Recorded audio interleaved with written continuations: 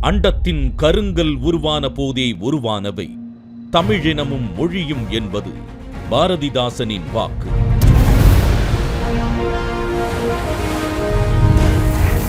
உலக உயிர்களுள் மூத்த இனமாம் தமிழினத்திற்கென பல சிறப்புகள் உண்டு. அவற்றுள் முதன்மை பெறுவது ஏறு தழுவுதல் எனும் ஜல்லிக்கட்டு. இப்படி தமிழர் பண்பாட்டின் முக்கிய அங்கமான ஜல்லிக்கட்டினை சிறப்பித்து அதனை மேலும் அடுத்த தளத்திற்கு கொண்டு செல்லும் முன்னெடுப்பார். அலங்காநல்லூரில் ஒரு பிரம்மாண்ட அரங்கம் கட்டப்படும் என்று அறிவித்தார் மாண்புமிகு தமிழ்நாடு முதலமைச்சர் திரு மு.க. ஸ்டாலின் அவர்கள். ஜல்லிக்கட்டுக்கென்றே தனியாக பிரம்மாண்டமான மைதானம் அமைக்கப்பட உள்ளது.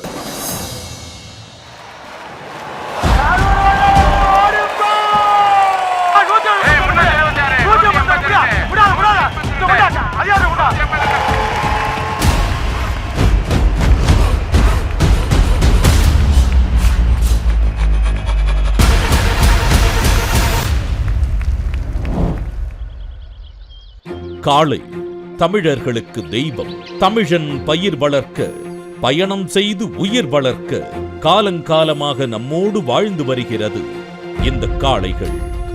இதன் நீட்சியை இன்றும் நாம் கொண்டாடி வருகின்ற தை திருநாள் எனும் பொங்கல் விழா. வருடம் முழுவதும் வயலில் ஏற்பூட்டி உழவு செய்த ஏறுகளை தைத்திருநாளன்று வாடிவாசலில் களமிறக்கி தன் மரபை புதுப்பித்துக் கொள்கிறது நம் தமிழ்ச் சமூகம்.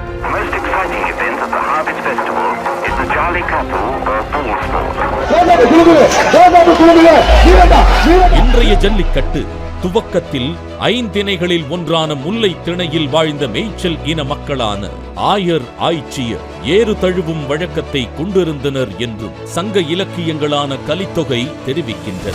இன்றும் தமிழ்நாட்டில் நடைபெறும் தொல்லியல் ஆராய்ச்சியில் ஏறு தழுவுதல் குறித்த சித்திரங்கள், குகை ஓவியங்கள் கிடைக்கின்றன.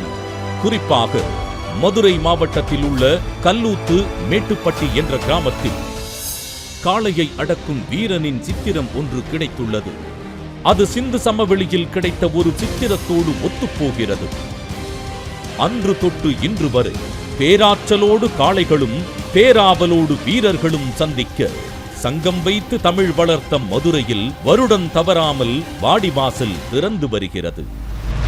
இப்படி ஜல்லிக்கட்டின் தலைநகராக விளங்கும் மதுரை மண்ணில் நம் உணர்வோடும் உயிரோடும் பண்பாடோடும் கலந்த ஜல்லிக்கட்டை அடுத்த தலைமுறைக்கும் உலக அரங்கிற்கும் எடுத்துச் சொல்லும் முன்னெடுப்பாய் மாண்புமிகு தமிழ்நாட்டின் முதலமைச்சர் திரு மு.க. ஸ்டாலின் அவர்களின் எண்ணப்படி மதுரை மாவட்டம் கீழக்கரை கிராமத்தில் உலகத் தரத்தில் ஒரு பிரம்மாண்ட அரங்கம் கட்டப்பட்டுள்ளது. அதுவே இந்த கலைஞர் நூற்றாண்டு ஏறு தழுவுதல் அரங்கம்.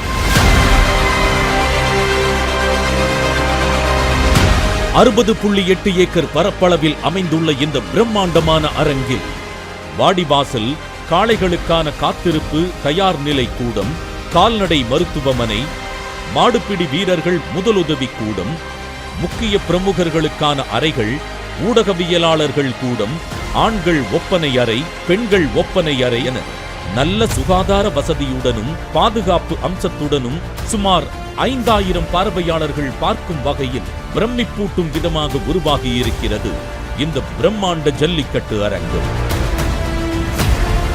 மேலும் மாணவர்களுக்கு ஜல்லிக்கட்டின் வரலாற்றையும் அதன் சிறப்பையும் எளிதில் எடுத்துக் கூறும் விதமாக அருங்காட்சியகம் ஒன்றும் அமைக்கப்பட்டுள்ளது.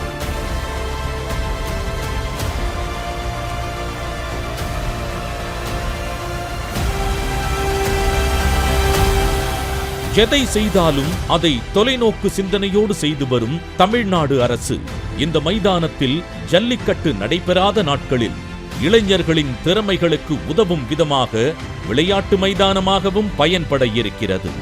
மெக்சிகோ, ஸ்பெயின், போர்ச்சுகல் போன்ற நாடுகளின் புல் ஃபைட் உலக அளவில் பிரபலமான ஒன்று. அதேபோல் ஜல்லிக்கட்டுக்கு தமிழ்நாடு அரசு அமைத்திருக்கும் இந்த அரங்கம் அதன் புகழை உலகெங்கும் கொண்டு செல்ல வழிவகை செய்யும்.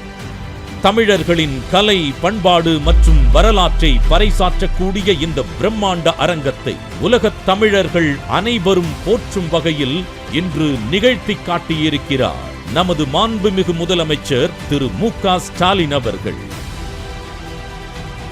மேலும் கட்டுமான பணி செவ்வனே நடைபெறுவதை மாண்புமிகு பொதுப்பணித்துறை அமைச்சர் பலமுறை நேரில் வந்து பார்வையிட்டு உறுதி செய்தார்.